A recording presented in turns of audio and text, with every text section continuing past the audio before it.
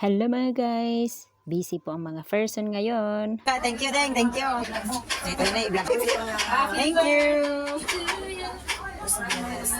Sila ang magluluto. Grabe, pinakyaw na nila. Salamat. Salamat mga kapatid sa love.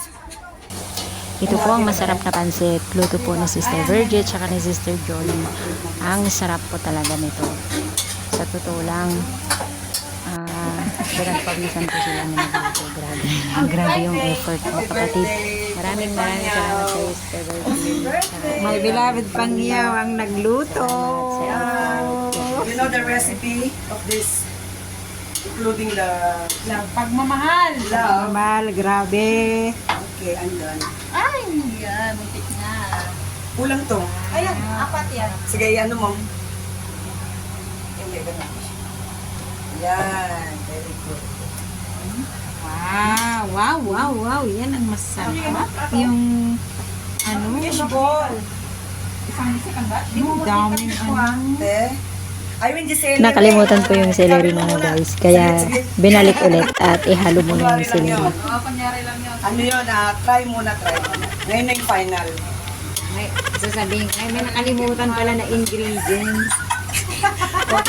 Binibisto mo naman pag ito. Kaya binalik. Ayan, yan na. Masyado. Kulay na siya. May pula-pula na. Yeah. Totoo na yan, totoo na. Ito lang yung kulay.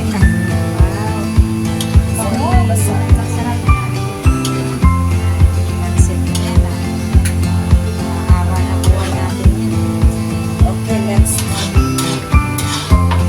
Ito na nga po guys, ready na po kaming kumain at mayroon pang nagdala ng kape. Kaya alam nyo, ang sarap po talaga ng pansit. Sobra. Kaya kung gusto nyong mag-birthday, tawagin nyo lang si Sister Virgie.